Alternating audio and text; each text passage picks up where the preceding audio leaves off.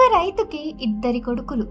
చనిపోయే ముందు తండ్రి ఇద్దరికీ ఒక్కో నాణెం ఇచ్చి ఇలా అన్నాడు: ఈ నాణెం చిన్నదే కావచ్చు, కానీ దీన్ని ఎలా వాడతారో అదే దీని విలువ.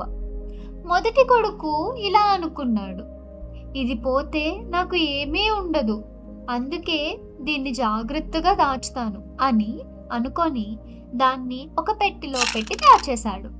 రెండో కొడుకు మాత్రం ఆలోచించాడు. నాణెం నిలవ కోసం కాదు, మార్పు కోసం. అతను ఆ నాణెంతో చిన్ని మొక్కలు కొనుగోలు చేశాడు, భూమిలో నాటాడు, నీళ్లు పోశాడు, శ్రమ పెట్టాడు, ఓపిగ్గా ఎదురు చూశాడు. కాలం గడిచింది. నెలలు కాదు, సంవత్సరాలు. పెట్టెలో ఉన్న నాణెం అదే తీరులో అలాగే మిగిలిపోయింది. కానీ భూమిలో నాటిన నాణెం చెట్టుగా మారింది, నీడనిచ్చింది, ఫలాలునిచ్చింది, విలువనిచ్చింది.